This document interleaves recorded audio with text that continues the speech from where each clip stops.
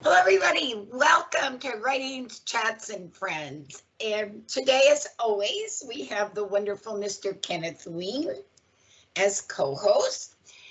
And Ken and I thought we'd talk about a few things today that were on our mind because the new year is here, you might as well say.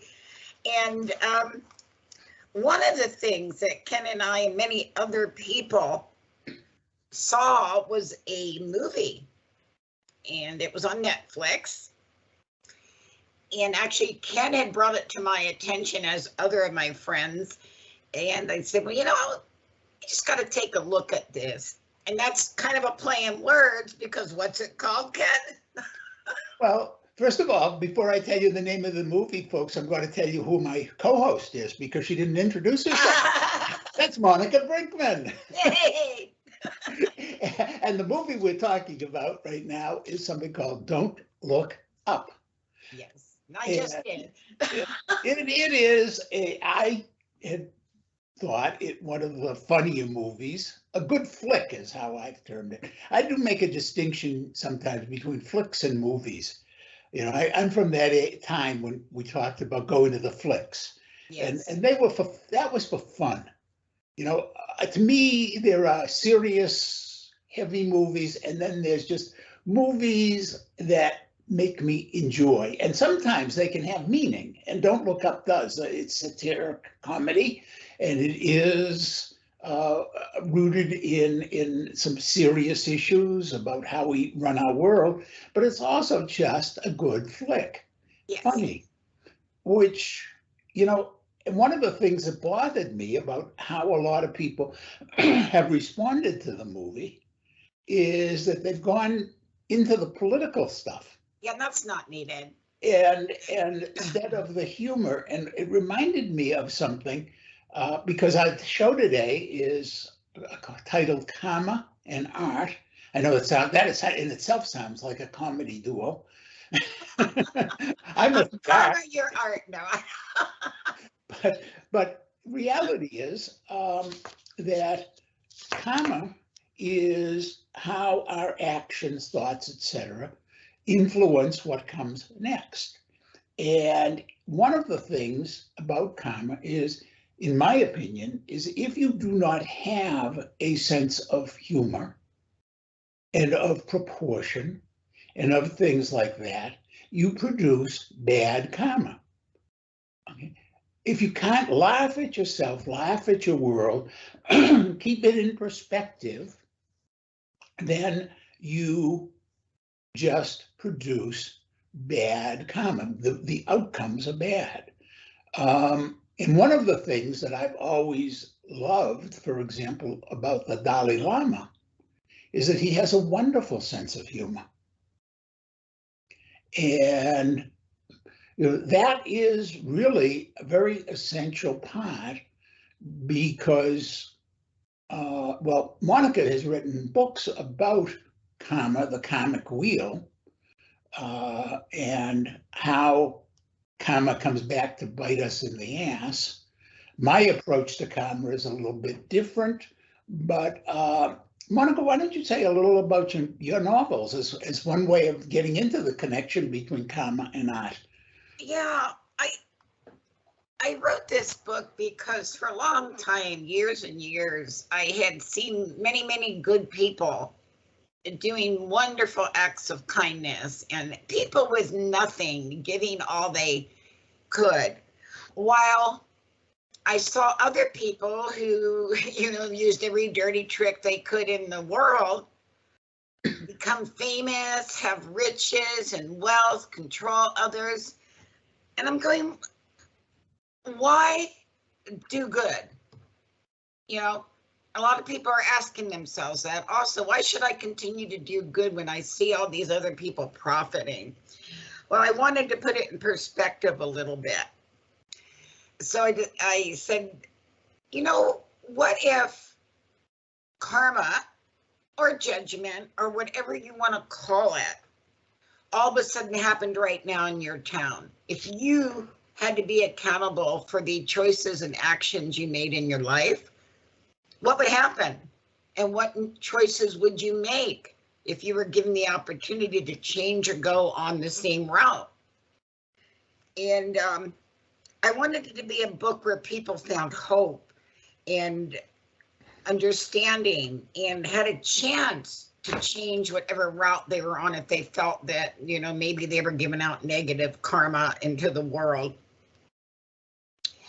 So that's why I wrote it. It was something that was burning on me for a long time. It's I did 2 books. One's called The Turn of the Karmic Wheel, and that's set in a little rural town in Missouri. And the second one, I have the same main characters traveling to California, and it's set more in the Sacramento, San Jose area. But I want people to cheer when they read this book about outcomes, and I want them to really think about their own choices they make in life. Because, you know, there is something that many scholars have gone by for, gosh, centuries. And that's the law of attraction, which to me plays in with karma. If you're just doing negative actions and speaking negative thoughts and putting that out into the world, that's what you're going to get back, which is the law of attraction, which these scholars have lived by for, like I said, forever. Mm-hmm. And I think people could learn from this. That doesn't mean, oh, just put out that you want to be rich and greedy. And, you know, I don't think you're going to get good karma if you put things like that out. There's many rich people who, on the surface, it looks like they have everything you could ever want in life. But then you look into the tragedies that have happened within their lives, and it's not so pretty. And folks, since Monica again neglected to mention the name, the second book is called The Wheel's Final Turn. See, that Ken takes care of me. Thank you. That's my nature. And I wanted to get into the difference between karma and dhamma and talk a little about samsara. Okay. Or in other words, I'm going to go more into the Hindu Buddhist kind of framework for this, which is notion. A little different, yes. Which is a little different. And in Hindu and Buddhist worldview, of course, you have reincarnation, and the result, the karma expresses itself in your reincarnation. But the thing is that when you are reincarnated, and that process of the cyclical reincarnation is called samsara. And when you come back, whatever we will, and I have this feeling that Monica may very well end up coming back as a cat. I would love that. Yeah, I want a good home. Of course, and you deserve one. Not the ones they set on fire. You're going to be a well cared for pussycat. Okay, but okay, when we come back with something that is called dhamma. It's spelled D-H-A-R-M-A, mm-hmm. And dhamma is our nature. And this is where things get very fascinating to me, because now we move into existentialism and into some of the more profound philosophies and metaphysics about being true to oneself, or authentic. What does it mean to be authentic? And then we get into people like Sartre, Blumenthal. And what it means is that you have a nature and you must live with that nature. So let us take, for example, the wonderful Zen koan of the monk, and he is traveling with an assistant, a novice, and they come to a river, and on the bank of the river is a scorpion. And so the scorpion says to the monk, "Monk, I cannot swim and I must cross the river. Will you help me across?" And the monk picks the scorpion up, and as he does, and they go across the river, and as he puts the scorpion down, the scorpion stings him.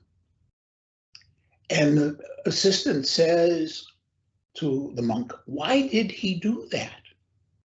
Why, you know, you were helping him. Why did he hurt you?" Right. And the monk says, "Because that is his nature. So of course he was going to sting me." And then the assistant says, "Well, if you knew he was going to sting you, why did you pick him up?" And the monk says, "Because that is my nature." Right? So even though we put ourselves sometimes in harm's way, if we are not authentic to ourselves, then in our next go around, we will come back as something to teach us how to be more authentic.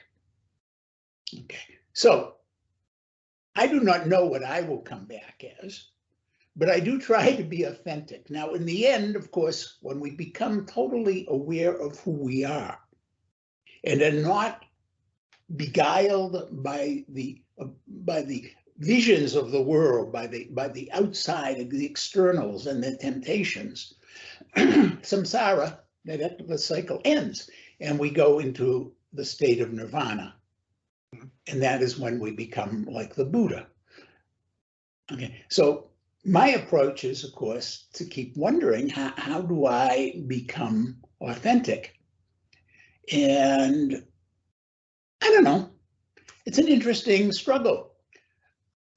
It is, because you have so many worldly things in your way also. Oh, you know, these temptations, and then of course we have our emotions which get in the way. And the illusions of the world, you know. And of course, if you read the Tibetan Book of the Dead, which of course you should be reading in Sanskrit or whatever, I've managed to go through it in English and don't understand it. But the idea is that the world, you know, even in your passing, as you go through these passages in life, from one to another, there are temptations. Mm-hmm. And if the degree that you are attracted to them, that you lose your way in this journey, then you have to go back. So, a lot of that, Ken, I think, is set up by society itself. They want us to be a certain way. They form us to be a certain way, whether our nature agrees with it or not. Well, yeah, I mean, there is certainly one of the problems that we face as people, and I think Carl Jung kind of spoke to this, and I'm not usually Jungian, I'm afraid. You know. I know.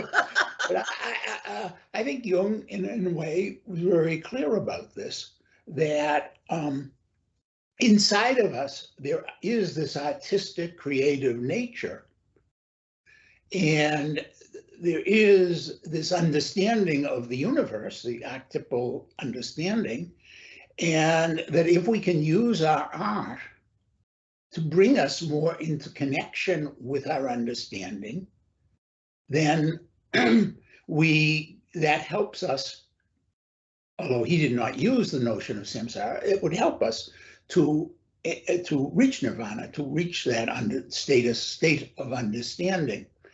You know, and I think that's why, and it doesn't have, I mean, I happen to be a written word artist. I do not, I do not paint. You of course do both. Yes. My wife, of course, paints.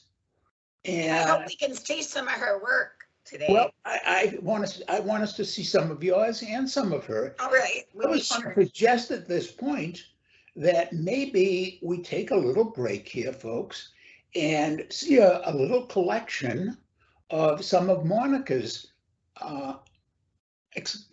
painting and pastel work What media do you work in?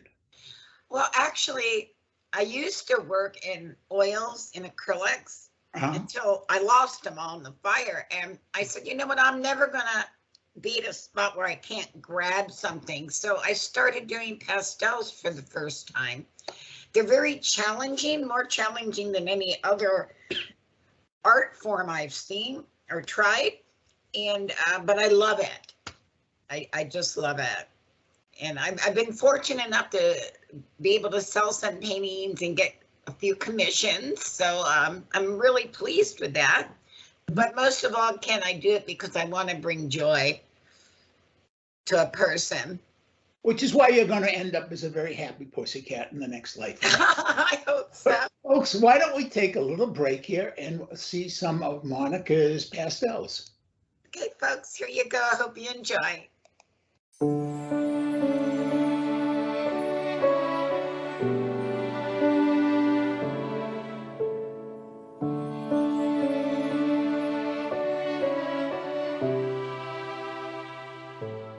Monica, I really enjoyed looking at those.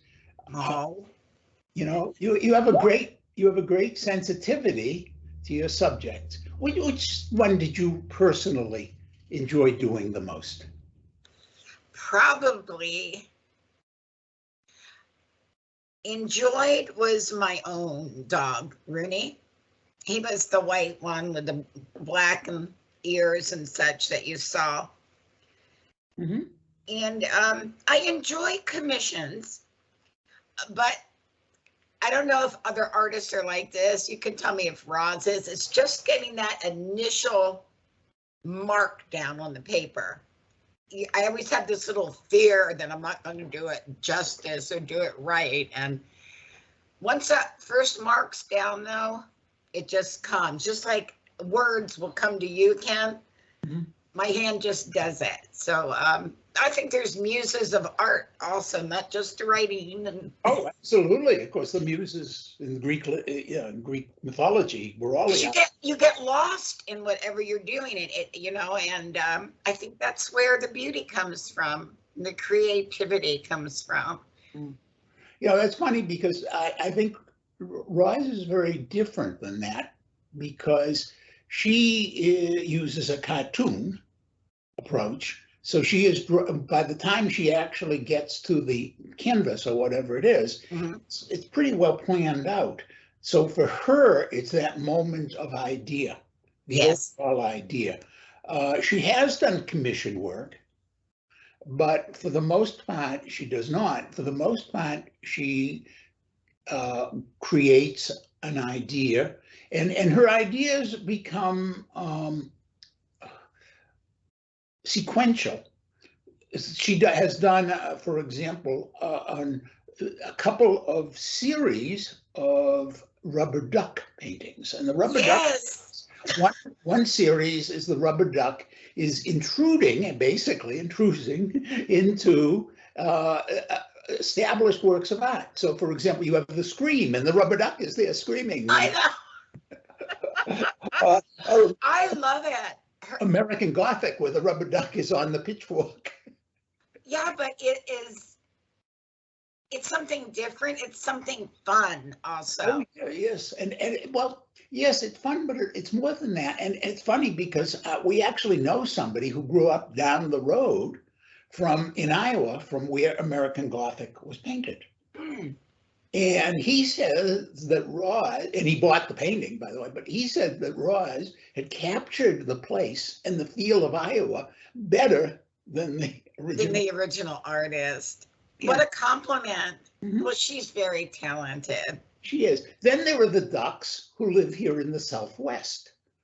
And those are another whole bunch of ducks, with a whole Southwestern kind of fun to them, and then lately, she's been very into sloths, as you know, and so we have a whole bunch of sloth paintings, including a whole collection that are a sloth calendar. And I'm working on a sloth for you, Ken. Are you? Well, you sent us a very nice little sloth, a piece of jewelry, which was very appreciated. Unfortunately, our good friend Thackeray immediately appropriated it.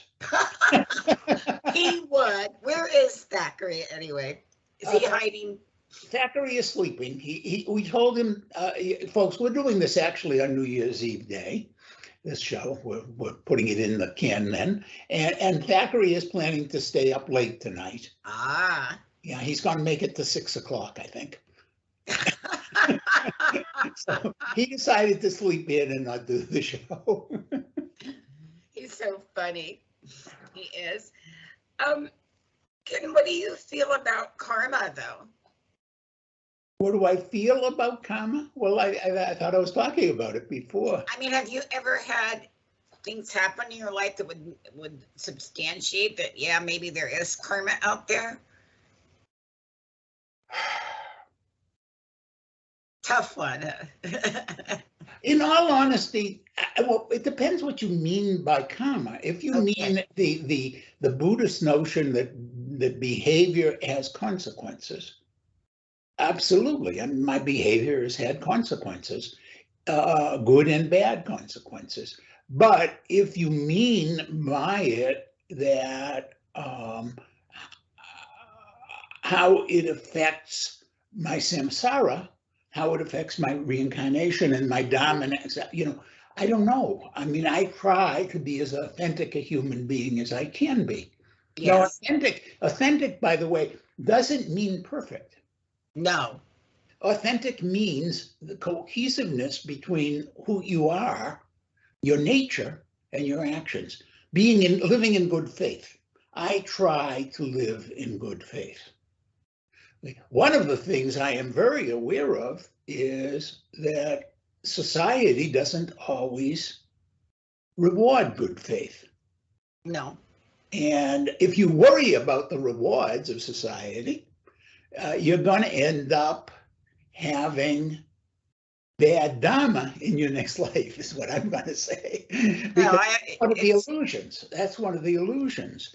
And of course, a lot of people think that the rewards society give us, such as making a lot of money or fame or whatever, what matters. And I think that what matters is being true to who I am, being me. Yes. And I think I know who I am. It has not been now, that's not an easy journey. No. Okay. I spent many years being psychoanalyzed, only to have my wife reduce me to a sloth. I'm serious. I mean, I think in some ways that visual arts, getting back to that, make life easier because you can come up with a symbol, an inherent symbol that helps you to know who you are. One of the problems I have as a writer is that writing, I cannot get a single view. Whereas with my wife, she goes into this, she'll take the sloth or the rubber, and one time she was doing pigs, and she goes in these things and she just explores until she has found something about herself. Mm-hmm.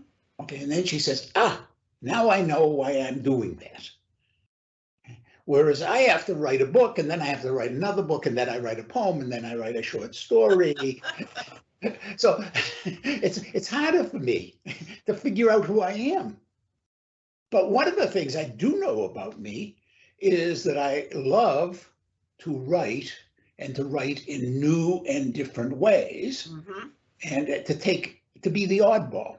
So you and I, by the way, we both have short stories in this anthology called Holiday Spirits that our friend Neil Yuzik edited. And, one of the things I realized was everybody else, it's a holiday, it was supposed to be about this time of year, and people are writing, and some very good writing in here, fun writing, and people are writing about Christmas and New Year's and Hanukkah, and I end up finding an obscure Persian holiday called Yalda, and I write about it. And that was like very interesting to me. The other thing that struck me about it is, and don't want to give the story away that I wrote, but one of the things is, again, it's very much a story about karma, outcome. A boy makes a wish, and how the wish is fulfilled by God, because I see the gods as playing a game with us, not a nasty game or a happy game or just that it is a game. It is this game. And just as when you go to a casino, when you put your money down, and you eventually lose it to the house, you are going to eventually lose to the house in the game with the gods, because the gods are going to be around after you're gone, and your next reincarnation, you'll play the game again. But the game is, in my mind, is how honest you can be, how authentic you can be. And in a very real sense, I'm going to tell you, in my mind, and now you're going to have to read the story to know what I'm talking about. But in Monica, of course, has read it. In my mind, the kid wins. Yeah, I can see why you'd say that. Not all people will say that, though. No, that's the neat thing about the story, is that if you don't understand what life is about, you'll think he loses. And that's why I thought it made such a great addition. Anyway, it's in this book called Holiday Spirits. It's available on Amazon. And we'll put the link for you. Yeah, please. And then, of course, I thought maybe we could show some of Roz's paintings. Yeah, I want to see those also. You're just going to love them. You're going to chuckle. They make you feel good. They make you think. So, folks, we're going to end the show with these wonderful, wonderful photos. We'll have some links for you so you can take a look at more. And I think that, Ken, you're following your karma just as I and Roz are doing. And I'm so happy we can share that karma with everybody. Take care, Ken. Here you go, folks.